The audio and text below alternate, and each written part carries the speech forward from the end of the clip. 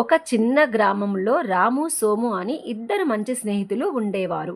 వారు చిన్నప్పటి నుంచి కలిసి పెరిగారు. కలిసి స్కూలుకి వెళ్ళడం, చదువుకోవడం, ఆడుకోవడం చేసేవారు. పండ్ల తోటల్లో కూడా తిరిగేవారు. ప్రతి పని కలిసి చేసేవారు. ఒకరోజు వారు అడవికి వెళ్ళాలని నిర్ణయించుకున్నారు.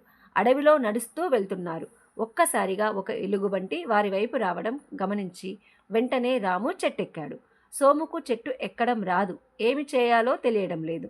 వెంటనే నేలపై పడుకొని కళ్ళు మూసుకొని శ్వాస ఆపి చనిపోయినట్లు నటించాడు. ఎలుగుబంటి సోము దగ్గరికి వచ్చింది. అతని ముఖం దగ్గర వాసన చూసింది. సోము కదలకుండా ఉండడంతో అతడు చనిపోయాడు అనుకుని అక్కడి నుండి వెళ్ళిపోయింది. ఎలుగుబంటి వెళ్ళిపోయిన తర్వాత సోము లేచి బ్రతుకు జీవుడా అనుకున్నాడు.